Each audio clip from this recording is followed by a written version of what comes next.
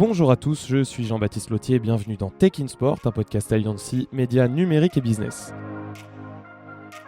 Performance sportive, cybersécurité des événements, data, intelligence artificielle. Dans ce podcast, nous allons décrypter tous les impacts du numérique sur le monde du sport avec en ligne de mire les JO de Paris 2024. Alors aujourd'hui, on est avec Emmanuelle Mørck. Bonjour Emmanuelle. Bonjour Jean-Baptiste. Donc Emmanuelle, tu es joueuse de tennis fauteuil, tu es 25e mondiale, tu as déjà participé 2 fois aux Jeux paralympiques, 3 fois à Roland-Garros. Tu t'apprêtes à faire les Jeux paralympiques de Paris, évidemment. Exactement, en tout cas je me prépare pour, on est encore en pleine période de qualification. Oui, donc c'est dans moins d'1 an, donc c'est vraiment, ça occupe tout ton temps.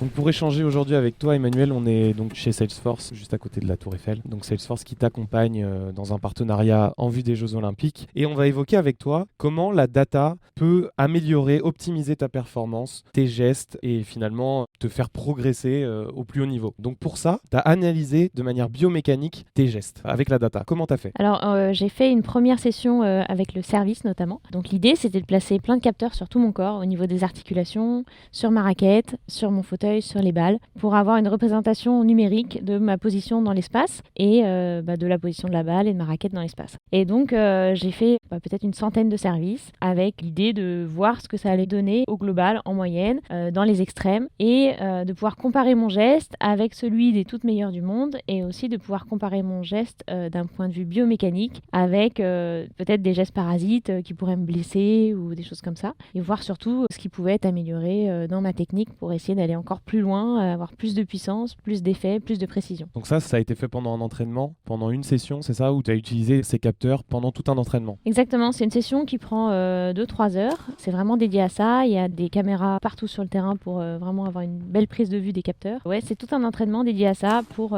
essayer d'avoir une vision globale de mon service et vraiment au-delà du ressenti que je peux avoir, savoir concrètement ce que ça donne à l'écran. Et donc par rapport à ton ressenti, est-ce que tu as appris des nouvelles choses sur ton mouvement, sur ton service ? Il y a un grand thème qui est ressorti, c'était par rapport à mon lancer. Mon lancer était un peu sur la droite, ce qui me permettait de beaucoup slicer la balle, donc de faire tourner la balle pour qu'elle ait un effet sortant ou rentrant. Slicer, c'est vraiment voilà, pour qu'elle ait un effet de droite à gauche. Latéral. Voilà, exactement. Et la consigne principale, du coup, due à cette prise de mesure, c'était de se dire si je lance plus à gauche, ça va me permettre de frapper plus en hauteur et donc d'avoir plus de puissance en mettant un peu moins d'effet. Voilà, l'idée c'est d'essayer de voir ce que c'est que plus à gauche, ce que c'est que plus à droite et de tester différentes variations de service, sachant que je ne vais pas faire toujours le même service pendant tout un match, en fonction de l'adversaire, en fonction du vent qui va peut-être y avoir ce jour-là, du soleil, de ma fluidité selon le jour. Je vais employer tel ou tel service, donc je ne vais pas forcément toujours lancer à gauche pour frapper plus fort, mais en tout cas ça donne une indication pour essayer de chercher plus de puissance si un jour j'en ai besoin. Et suite à ce résultat, est-ce que tu as adapté des choses pendant ton entraînement ? Est-ce que finalement toi tu t'en es rendu compte avec tes sensations que si tu servais moins à droite, tu avais plus de puissance ? Est-ce que tout ça tu t'en es rendu compte ? Disons que je m'en étais déjà rendu compte avant, ça a confirmé ce fait-là, mais ça donne envie, je trouve, d'aller dans les extrêmes, d'essayer plus de choses, de se dire si je lance carrément complètement à gauche, même un peu trop, qu'est-ce qui se passe ? Si je lance complètement à droite, qu'est-ce qui se passe ? Si je lance un peu plus devant, un peu plus haut, un peu plus derrière, et à quel moment je frappe la balle ? Et en fait, ça fait poser des questions sur son geste et se dire qu'est-ce qui peut me permettre de l'améliorer dans telle ou telle condition. Donc ça permet d'avancer dans ce sens-là.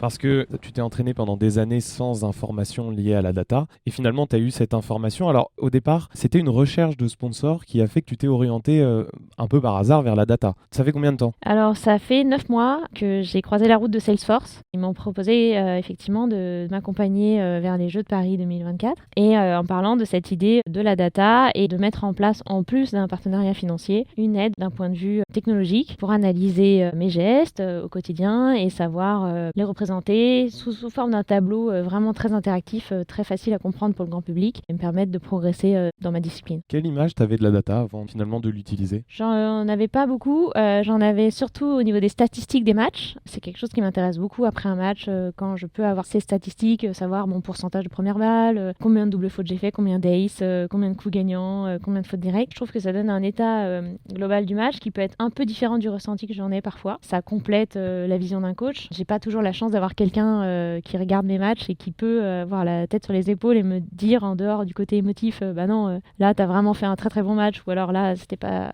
aussi bon que ça. Moi, il y a forcément l'aspect émotif qui joue et qui parfois influence ce que je pense du résultat. Donc là, c'est vraiment une ouverture vers un nouveau secteur, de nouvelles informations qui pourraient te faire progresser. Là, pour l'instant, les résultats que tu avais eus, c'était vraiment des résultats assez peu digestes, c'est ça, qu'on t'avait transmis par rapport à la data capture. Il y avait beaucoup d'informations. Il y avait quelques informations principales qui ressortaient, comme cette conclusion-là de lancer plus à gauche. Il y avait quand même aussi la conclusion de dire j'avais pas de geste parasite qui pouvait me blesser. J'avais quand même un geste fluide et plutôt dans la norme. Par rapport aux toutes meilleures, j'étais dans la norme aussi. Mais sinon, c'est vrai que le reste des informations était vraiment complet et peut-être il y en avait beaucoup. Et c'était pas facile d'isoler une information plus qu'une autre. C'est-à-dire qu'il y aurait d'autres informations à retirer de ça qui ont peut-être pas été retirées? J'imagine, on peut sûrement en déduire beaucoup de choses. En tout cas, pour l'instant, voilà, j'ai retenu 2-3 éléments de cette séance-là. Si on en faisait une autre, ça pourrait être intéressant de voir l'évolution de mon service au fur et à mesure du temps, de voir effectivement si je change la position de mon service par rapport à ma position de départ. Par exemple, aujourd'hui, je me place à peu près à 1,50 m derrière la ligne de fond de cours pour servir. Est-ce que si je me place à 10 cm de la ligne ou à 3 mètres, qu'est-ce que ça change par rapport à mon service? Enfin, il y a beaucoup de choses qui pourraient être étudiées. Et pour l'instant, on a été sur un service classique, identique à chaque frappe, et j'ai essayé de reproduire la même chose à chaque fois.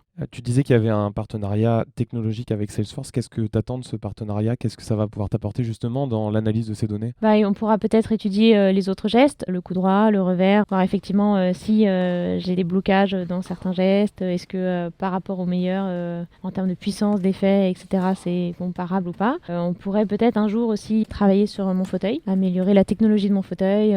Aujourd'hui, il n'y a pas beaucoup de choses qui sont faites sur l'analyse des frottements, du roulement, en fonction des surfaces sur lesquelles on se déplace, quelle pression de pneu il faut utiliser, quel diamètre de roue il faut utiliser, quelle largeur de roulette, quel est le meilleur équilibre pour pouvoir jouer sur terre battue, sur dur. Voilà, il y a beaucoup de choses qui pourraient être améliorées au niveau du fauteuil, quel est le poids idéal du fauteuil, quel matériau utiliser. Ça s'améliore vraiment d'année en année et les matériaux progressent, mais je sens qu'il n'y a pas tant de données que ça et qu'on navigue un peu à vue, on regarde ce que font les autres et on se dirige dans la même direction. Oui, parce que pour l'instant, en fait, la data arrive dans le tennis fauteuil peut-être un peu après le tennis valide, et finalement, c'est un monde à découvrir, c'est énormément de choses différentes à analyser qui vont peut-être développer ce sport dans les prochaines années de manière très importante. Oui, c'est sûr. C'est moins simple, c'est-à-dire que ça prend plus de temps dans le sens où un fauteuil roulant de tennis, ça ne concerne pas 100 000 personnes dans le monde. Il y a moins de constructeurs, il y a moins de production. C'est très spécifique, c'est adapté à chaque type de handicap, au style de jeu de chaque personne. Donc c'est vrai qu'il y a beaucoup de choses à prendre en compte et c'est sûrement beaucoup plus complexe à étudier qu'une raquette de tennis qui va être vendue en millions d'exemplaires. Il y a également une autre analyse qui a été faite, alors ça par la Fédération française de tennis, c'est des analyses vidéo de tes matchs. Alors de tes matchs, de tes entraînements? Plus analyse vidéo des matchs de mes adversaires.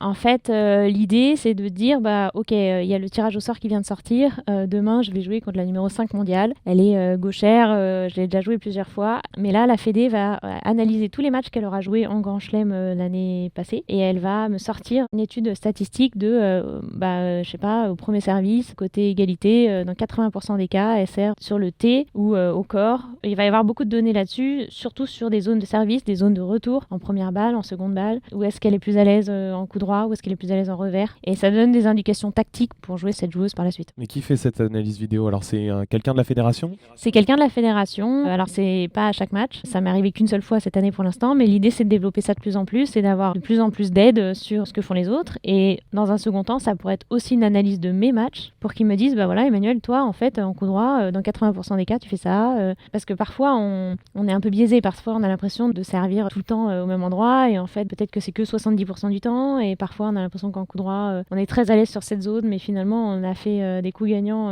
dans l'autre zone beaucoup plus souvent et donc ça peut soit compléter ce qu'on pense de notre jeu, soit le valider déjà.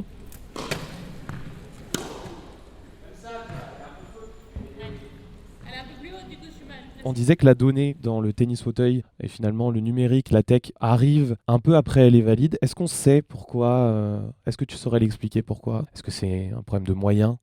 Pour plusieurs raisons. Déjà, le tennis fauteuil existe depuis seulement une quarantaine d'années. C'est une discipline encore très récente qui est en pleine évolution. Il y a quand même beaucoup moins de participants aussi, du fait du handicap, du fait peut-être du temps que ça prend de découvrir cette discipline et de vouloir s'entraîner et d'arriver au haut niveau. Oui, il faut dire que tu nous disais aussi que dans les grands chelems, c'est les 8 meilleurs mondiaux seulement. Alors, c'était les 8, c'est passé à 16 sur 3 des 4 grands chelems. Donc, Pour ça comparer concerne... quand même, les valides, ils sont 128, je crois. Oui. Effectivement, Donc plus un tableau qualificatif. Mais c'est très difficile de comparer le tennis fauteuil avec le tennis valide parce que, effectivement, donc ça n'a pas le même âge, ça ne concerne pas le même nombre de personnes dans le monde, ça n'a pas du tout le même impact médiatique. Enfin voilà, il y a beaucoup de choses qui diffèrent, mais en tout cas, l'idée aujourd'hui, c'est d'essayer de regrouper ces deux tennis pour faire découvrir le tennis fauteuil à un plus grand nombre et donner envie aux gens de venir supporter les athlètes et de voir que c'est possible de ressentir des émotions sur un match de tennis fauteuil et de voir un beau spectacle. Et ce qui fait aussi que les innovations, elles sont faites par certaines athlètes et elles sont pas partagées. C'est-à-dire que chacun essaie de travailler dans son coin sur l'évolution de la position, du fauteuil. Mais bon, c'est pas partagé.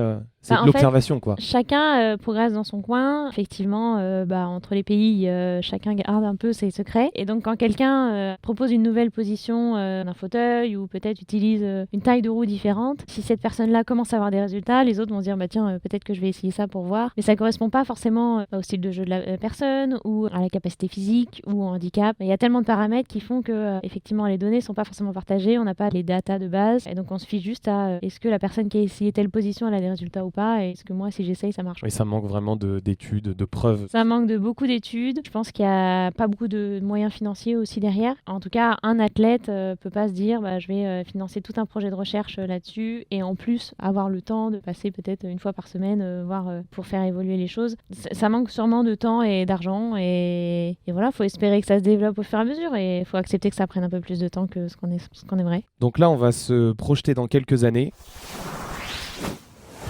Et on va imaginer, tu vas nous dire comment toi t'imagines le futur de la donnée, ce que toi t'en espères. Tu nous disais que pour l'instant t'avais travaillé sur le service. J'imagine que ce serait top de pouvoir travailler sur le revers, le coup droit. Effectivement, on travaille surtout les coups du tennis. Ce qui est le plus essentiel pour moi, c'est de savoir que ce que je fais techniquement ne va pas me blesser, parce qu'il n'y a rien de pire que la blessure pour un athlète. Donc voilà, déjà valider le fait que ma technique est OK en termes de biomécanique. Après, si je peux progresser et aller chercher plus de résultats en faisant évoluer celle-ci d'une certaine manière grâce à la data, ce sera une belle évolution. Et un dernier point, ce serait sur l'analyse des vidéos. Si ça pouvait être automatisé et qu'il y avait un système pour récupérer à chaque fois que je vais jouer une adversaire, à chaque fois que je récupère ces données et ces derniers matchs, ce serait facilitant. Ouais. Tu as parlé du fait que l'analyse de ton mouvement, de tes gestes, c'est d'abord finalement pour prévenir des blessures. C'est-à-dire que tu imagines ça plus pour prévenir des blessures plutôt que d'abord pour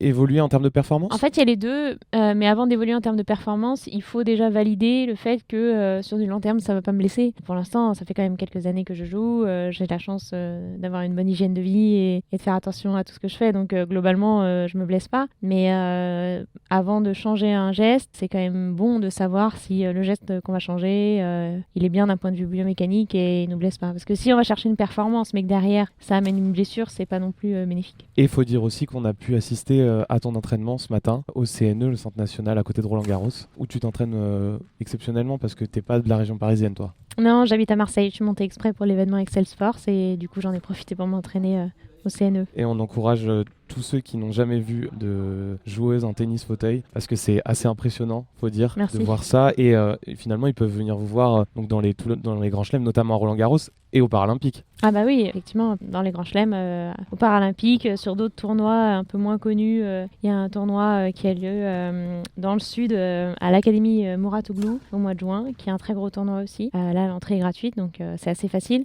pour ceux qui habitent près de Nice. Mais oui, il y a quelques tournois en France et je pense que ça vaut le coup d'aller voir au moins une fois dans sa vie du tennis fauteuil. Merci beaucoup Emmanuel de nous avoir expliqué comment tu utilises la data pour essayer de t'améliorer et de gagner en performance. Merci Jean-Baptiste. Merci à vous de nous avoir écoutés. N'hésitez pas à partager et vous abonner sur toutes les plateformes pour accéder aux prochains épisodes.